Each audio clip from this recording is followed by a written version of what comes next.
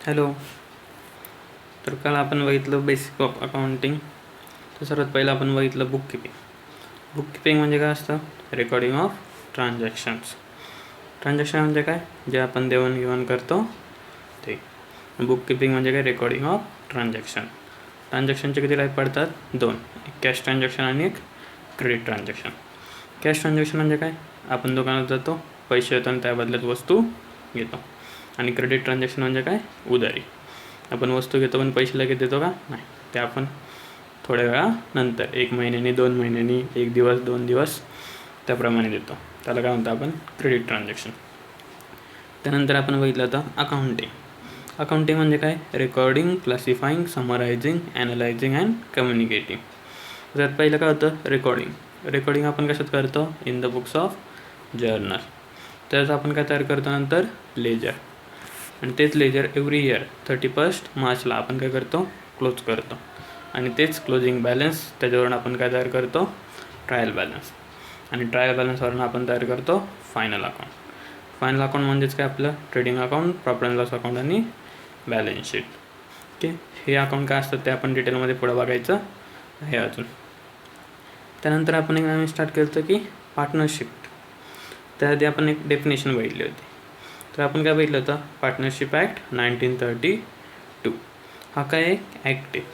ह्याच्यामध्ये काय दिलेलं आहे की सगळे रूल्स अँड रेग्युलेशन, की पार्टनरशिपसाठी किती मेंबर्स लागतात, त्यांच्यात ॲग्रीमेंट कसं झालं पाहिजे, रिटर्न पाहिजे का ओरल पाहिजे, की काय काय कंडिशन असतात, बिझनेस कधी स्टार्ट करायचा, कधी क्लोज करायचा, इंटरेस्ट रेट काय असतो, हे सगळं कुठं सांगितलेलं असतं? Indian partnership act. आणि हा ॲक्ट पास कधी झाला होता? 1932ला. ॲक्ट पास कधी झाला होता? 1932. तर आता आपण पुढं बघू. ओके. तर आपण डेफिनेशन बघितली होती. परत एकदा डेफिनेशन बघूया. It is a relationship between persons who have agree to share the profit of a business carried on by all or any of them acting for all. It is a relationship. तर काल माझे relationship सांगायचं राहिलं होतं, तर आज मी ते डिटेलमध्ये सांगेल. It is a relationship between person. किती पर्सन सांगितले होते काल मी? मिनिमम 2 आणि मॅक्झिमम 50. ओके. मिनिमम किती मेंबर्स लागतात पार्टनरशिपला? 2. कारण एक माणूस पार्टनरशिप तयार करू शकतो का? नाही. कमीत कमी 2 लागतात. त्यानंतर जास्तीत जास्त किती? 50. पहिले हे रूल्स वेगळे होते. जास्तीत जास्त फक्त मेंबर्स किती लागायचे? 20. किती? 20. पण आता ते तुमच्या न्यू सिलेबसनुसार मॅक्झिमम मेंबर्स किती आहेत? Only 50. Minimum 2, maximum 50. Okay. Partnership is a relation between person who have agree to share the profit. आता प्रॉफिट म्हणजे फक्त प्रॉफिट शेअर करणार का? नाही. तर प्रॉफिटसोबत लॉस पण शेअर करणार. Make the profit or loss. जे काही होईल ते. प्रॉफिट झालं तर प्रॉफिट शेअर करणार, लॉस झालं तर लॉस शेअर करणार. ते कसं शेअर करतात, काय शेअर करतात ते आपल्याला अजून पुढं शिकायचं आहे. नंतर profit of a business carried on by all or any of them acting for all. ते बिझनेस कॅरी करतात, एक तर सगळ्यांच्या वतीने एकटा कॅरी करतो किंवा एकट्याच्या वतीने सगळे. म्हणजे समजा 4 पार्टनर असतील तर 4 पार्टनर एकसाथ बिझनेस चालवतात किंवा चौघांच्या वतीने एकटा बिझनेस चालवतात. ते होती पार्टनरशिपची डेफिनेशन. तर आपण आता बघूया रिलेशनशिप. ओके. पार्टनरशिपचं रिलेशन असतं, पण ते कोणत्या टाईपचं असतं? रिलेशनशिप बिटवीन पार्टनर्स, मग ते 4 असू द्या, 2 असू द्या, 10 असू द्या, नाही तर 50 असू द्या, त्यांच्यात कोणतं रिलेशनशिप असतं? एजंट आणि प्रिन्सिपलचं रिलेशनशिप. ओके. आता एजंट आणि प्रिन्सिपल म्हणजे काय? प्रिन्सिपल म्हणजे कोण? मेन, जो बिझनेसचा ओनर असतो तो. आणि एजंट म्हणजे कोण? जो बिझनेसच्या वतीने काम करतो तो. आता यासाठी एक एक्झाम्पल घेऊ आपण. LIC. LIC काय? एक कंपनी. ओके. पण LIC आपल्याकडे स्वतः येते का? नाही येत. ती काय करते? त्यांचे जे एजंट्स आहेत ते आपल्यापर्यंत पोचवते. मग आपल्यापर्यंत कोण येतं? एजंट्स. पण एजंट्स कोणाला रिप्रेझेंट करतं? LIC कंपनीला. एजंट कोणाला रिप्रेझेंट करतं? LIC कंपनीला, की आम्ही ह्या कंपनीच्या वतीने आलेला आहोत, की तुम्हाला LIC काढायची का? नाही. मग एजंट कसं कोणाला रिप्रेझेंट करतात? कंपनीला. कंपनी म्हणजेच कोण? प्रिन्सिपल. तर इन पार्टनरशिपमध्ये रिलेशनशिप कसं असतं? Agent and principal relationship. आता तिथले एजंट कोणते पार्टनर आणि प्रिन्सिपल कोणते पार्टनर? तर सगळेच पार्टनर हे एजंट असतात आणि ऑल पार्टनर हे प्रिन्सिपल असतात. म्हणजे जे पार्टनर प्रिन्सिपल असतात तेच पार्टनर एजंट असतात, जे पार्टनर एजंट असतात तेच प्रिन्सिपल असतात. म्हणजे इथं एकच माणूस दोन्ही लोकांचं काम करतो. वेळ पडली तर तो बिझनेसचा ओनर म्हणून पण जातो, वेळ पडली तर तो मार्केटिंग करताना त्यांच्या फर्मला रिप्रेझेंट करतो की मी या फर्मचा पार्टनर आहे, एजंट आहे. तेव्हा इन पार्टनरशिप रिलेशनशिप कसं असतं, एजंट अँड प्रिन्सिपलचं. दोघं पण एजंट असतात आणि दोन्ही पण प्रिन्सिपल असतं. तर हे झालं रिलेशनशिप एजंट अँड प्रिन्सिपल. त्यानंतर आपल्याला शिकायचं आहे इम्पॉर्टंट टाईप्स ऑफ पार्टनर्स.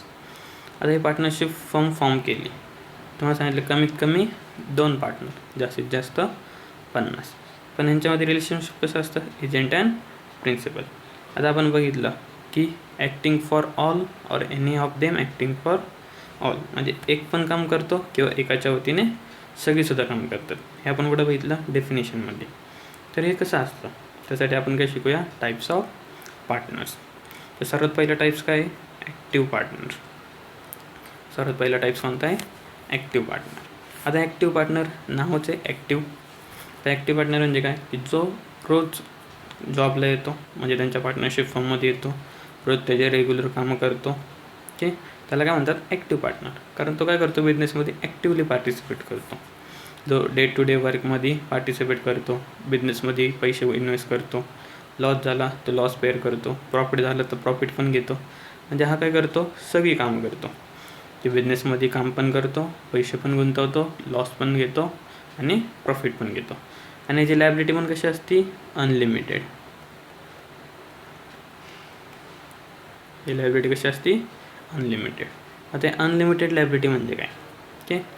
आता समजा बिझनेसमध्ये लॉस झाला, ओके, समजा एक बिझनेस चालू आहे त्यामध्ये लॉस झाला, तर काय झालं, आपल्याला भरपूर जणांना पैसे देणे असतात बिझनेसमध्ये, तर बाहेरच्यांना पैसे देण्याला पैसे कमी पडले, तर ओनर काय करणार, त्याच्या घराची प्रॉपर्टी अटॅच करून त्यांना पैसे देणार. त्यालाच काय म्हणतात, अनलिमिटेड लायबिलिटी. म्हणजे फक्त बिझनेसमधलेच पैसे नाही, तर गरज पडली तर तुमच्या घरातली पण प्रॉपर्टी तुम्हाला अटॅच करावी लागेल. त्याला काय म्हणतो आपण, अनलिमिटेड लायबिलिटी.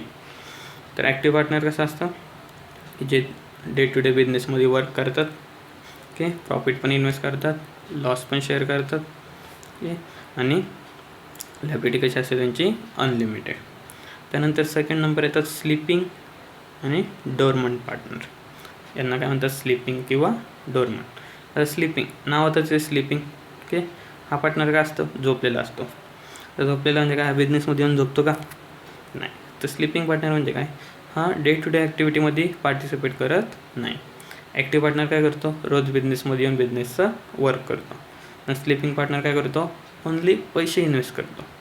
मी माझे किती पैसे लागतात ते सांगा, तर मी बिझनेसमध्ये इन्व्हेस्ट करतो, प्रॉफिट झाला तर प्रॉफिट घ्यायला येतो, लॉस झाला तर लॉस शेअर करायला येतो. पण मी बिझनेसमध्ये डे टू डे वर्क करणार नाही. त्याला काय म्हणतो आपण, स्लीपिंग पार्टनर. आणि जर बिझनेसमध्ये लॉस झाला तर याची लायबिलिटी पण कशी असते, अनलिमिटेड, ओके. या दोन्ही पार्टनरच्या लायबिलिटी कशा असतात, अनलिमिटेड. म्हणजे जर बिझनेसचे पैसे कमी पडले तर ह्या दोघांना पण घरातून पैसे आणावे लागतात. तर बघा, पहिलं काय होतं, ॲक्टिव्ह पार्टनर. हा काय करतो, डे टू डे बिझनेसमध्ये पार्टिसिपेट करतो. त्यानंतर स्लीपिंग पार्टनर. हा काय करतो, बिझनेसमध्ये डे टू डे पार्टिसिपेट करत नाही. हा ह्या दोघांमधला मेन डिफरन्स आहे. ॲक्टिव्ह म्हणजे रोज काम करतो, स्लीपिंग म्हणजे पार्टिसिपेट करत नाही. ओन्ली मीटिंग्स वगैरे काय असतील तेव्हा तो प्रेझेंट राहतो, पण बाकी सगळी कामं करतो. म्हणजे पैसे इन्व्हेस्ट करणार, प्रॉफिट घेणार, लॉस झाला तर लॉससाठी पैसे आणणार, ओके. आणि जी लायबिलिटी पण कशी असते, अनलिमिटेड, ओके. हे 2 झाले. त्यानंतर नॉमिनल पार्टनर. तिसरा येतो नॉमिनल. आता हा बिझनेसचा पार्टनर असतो, पण हा बिझनेसमध्ये पार्टिसिपेट करत नाही, पैसे पण इन्व्हेस्ट करत नाही, याला प्रॉफिट पण नको असतं आणि लॉस पण नको असतो. मग याला पार्टनर का म्हणतात, ओके. हा पैसे पण नाही इन्व्हेस्ट करत, लॉस पण नाही, प्रॉफिट पण नाही, काहीच नाही, ओके. मग याला पार्टनर का म्हणतात. तर बघा, मेनी ऑफ द टाईम्स काय करतो आपण, बिझनेस फॉर्म करतो, ओके, त्यांची नावं वगैरे ठेवतो. पण कधी कधी काय होतं की आपण काय करतो की एखाद्या फिल्म ॲक्टर किंवा एखादा पॉलिटिक्स मोठ्या माणसांची बिझनेसला नावं देतो, ओके. फक्त आपण त्यांना का घेतो बिझनेसमध्ये, की त्यांची नावं देण्यापुरतं. सर्वात पहिलं तर त्यांची काय घ्यावी लागते, परमिशन घ्यावी लागते, की आमच्या बिझनेसला तुमचं नाव द्यायचं आहे. मग ते फक्त काय करतात की बिझनेसला त्यांचं नाव देतात. तर नॉमिनल पार्टनर म्हणजे कोण? जे फक्त बिझनेसला काय देतात, त्यांचं नाव देतात. कशासाठी? की बिझनेस चालवावं, बिझनेसची ॲडव्हर्टाइजमेंट व्हावी, त्यासाठी. ते बिझनेसमध्ये कॅपिटल आणत नाही, ओके, म्हणजेच पैसे इन्व्हेस्ट करत नाही, प्रॉफिट पण घेत नाही, लॉस पण घेत नाही, आणि यांची लायबिलिटीशी पण काही संबंध नसतो. कारण हे बिझनेसमध्ये ॲक्टिव्हली पार्टिसिपेटच करत नाही, तर हे पैसे का इन्व्हेस्ट करणार आणि लॉस का बेअर करणार आणि प्रॉफिट का घेणार? हे फक्त काय देतात बिझनेसला, त्यांचं नाव.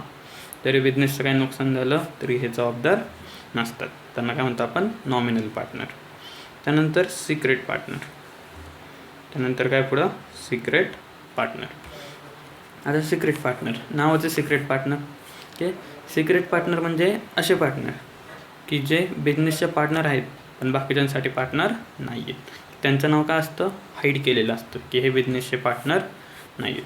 हे बिझनेसमध्ये पार्टिसिपेटही करू शकतात, कॅपिटल तर घेऊन येतातच, लॉस पण बेअर करतात, प्रॉफिट पण घेतात, आणि यांची लायबिलिटी पण कशी असते? अनलिमिटेड. ओके, पैसे बिझनेसमध्ये पैसे इन्व्हेस्ट करणार, प्रॉफिट पण घेणार, लॉस पण घेणार, ओके, लायबिलिटी पण कशी असते यांची? अनलिमिटेड.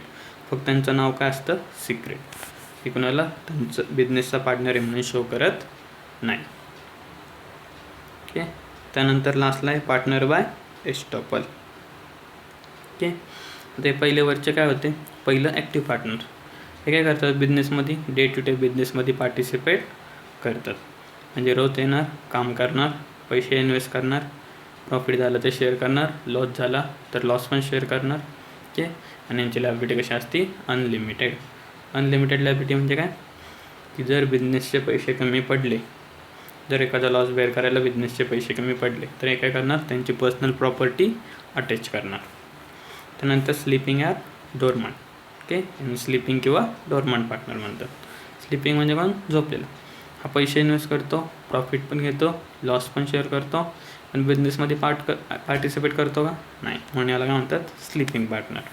ओके, याची पण लायबिलिटी कशी असते? अनलिमिटेड. त्यानंतर नॉमिनल पार्टनर.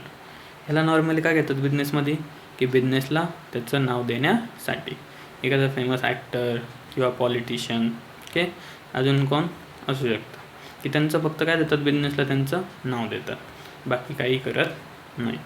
मग हे बिझनेसमध्ये पैसे इन्व्हेस्ट करत नाही, यांना प्रॉफिट पण मिळत नाही, लॉस पण मिळत नाही. यांची लायबिलिटी कशी असते? यांची लायबिलिटी म्हणजे यांचा संबंधच येत नाही. ओके, त्यामुळे यांना काय म्हणतात? Nominal partner. बिझनेसमध्ये काही नुकसान झालं, प्रॉफिट झालं तरी हे जबाबदार नसतात. त्यानंतर सिक्रेट पार्टनर. सिक्रेट पार्टनर म्हणजे काय? की हे बिझनेसचे पार्टनर आहेत पण बाहेरच्यांसाठी हे बिझनेसचे पार्टनर नाही आहेत. म्हणजे त्यांचं नाव काय केलेलं आहे? सिक्रेट ठेवलेली आहे की बिझनेसचे पार्टनर आहेत, बाकीच्यांना शो करायचं नाही. हे बिझनेसमध्ये पैसे पण इन्व्हेस्ट करणार, डे टू डे ॲक्टिव्हिटीजमध्ये पार्टिसिपेटसुद्धा करतील, ओके, लॉस पण शेअर करतील, प्रॉफिट पण शेअर करतील. यांची लायबिलिटी पण कशी असते? अनलिमिटेड. त्यानंतर लास्ट टाईप पार्टनर बाय एस्टॉप. तर पार्टनर बाय एस्टॉपल म्हणजे काय आहे? की हा बिझनेसचा पार्टनर नाही आहे, की हा बिझनेसचा पार्टनर नाही, पण हा असा पर्सन आहे की तो काय करतो? की बाहेरच्यांना शो करतो की मी या बिझनेसचा एक पार्टनर आहे, आणि त्यांच्याशी ट्रान्झॅक्शन करतो, म्हणजे एखादी बिझनेस डील वगैरे करतो. तर हा काय करतो? बाहेर जगात जाऊन सांगतो की मी अशा अशा कंपनीचा पार्टनर आहे, ओके, पण तो ॲक्च्युअलमध्ये पार्टनर असतो का? नाही. तो फ्रॉड करण्यासाठी किंवा काय करण्यासाठी तो काय शो करतो की मी या कंपनीचा पार्टनर आहे. हा बिझनेसमध्ये पैसे इन्व्हेस्ट करत नाही, ओके, प्रॉफिटमध्ये याचा सहभाग नसतो, पण ह्याच्या कारणाने जर बिझनेसला नुकसान झालं तर त्याला जबाबदार हा असतो. त्याला काय म्हणतात? Partner by estoppel. Okay, partner by estoppel म्हणजे असा माणूस तो बिझनेसचा पार्टनर नाही आहे, पण तो बाहेर सगळ्यांना काय शो करतो की मी अशा अशा बिझनेसचा पार्टनर आहे, आणि त्याच्यामुळे जर कंपनीला किंवा पार्टनरशिप फर्मला लॉस बेअर करावा लागला, ओके, त्याला जबाबदार पूर्ण कोण असतो? हा पार्टनर असतो.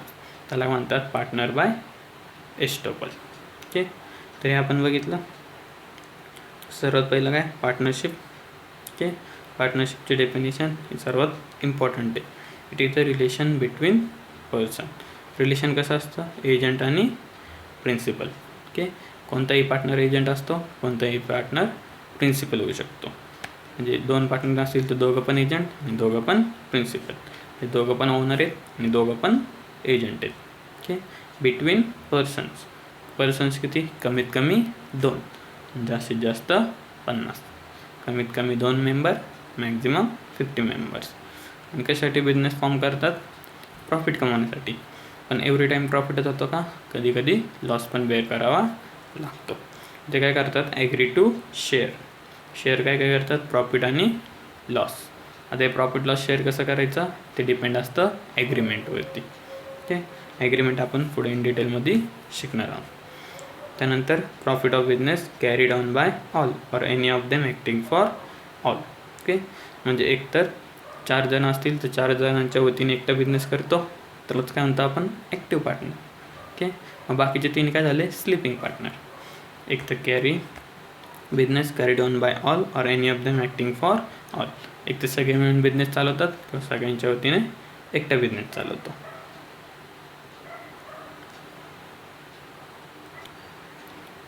त्यानंतर एजंट प्रिन्सिपलशिप रिलेशनशिप समजलं. त्यानंतर काय? टाईप्स ऑफ पार्टनर बघितले होते. ओके. टाईप्स ऑफ पार्टनर नीट लक्षात ठेवा, कारण फिल इन द ब्लँक्समध्ये विचारतात. ॲक्टिव्ह पार्टनर, ओके, जो डे टू डे बिझनेसमध्ये पार्टिसिपेट करतो तो. स्लीपिंग म्हणजे काय? बाकी सगळ्या गोष्टी करतो, फक्त बिझनेसमध्ये पार्टिसिपेट करत नाही. ओन्ली इमर्जन्सी मीटिंग्स वगैरे काय असतील, इम्पॉर्टंट डिसिजन्स, त्यासाठी तो प्रेझेंट असतो. त्यानंतर नॉमिनल, हा फक्त काय करतो? बिझनेसला त्याचं नाव देतो, बाकी काहीही करत नाही. त्यानंतर सिक्रेट पार्टनर, हा सगळ्या गोष्टी करतो, फक्त त्याचं नाव कसं असतं? सिक्रेट. म्हणजे हा कुणालाही शो करत नाही की मी या कंपनीचा पार्टनर आहे. आणि लास्टला पार्टनर बाय एस्टॉपर, म्हणजे याचा आणि बिझनेसचा काही संबंध नसतो, पण हा बाहेर काय शो करतो की मी या कंपनीचा किंवा या फॉर्मचा ओनर किंवा पार्टनर आहे. आणि याच्यातून जे काही नुकसान होईल त्याला जबाबदार फक्त हा एकटा असतो. हे झाले टाईप्स ऑफ पार्टनर.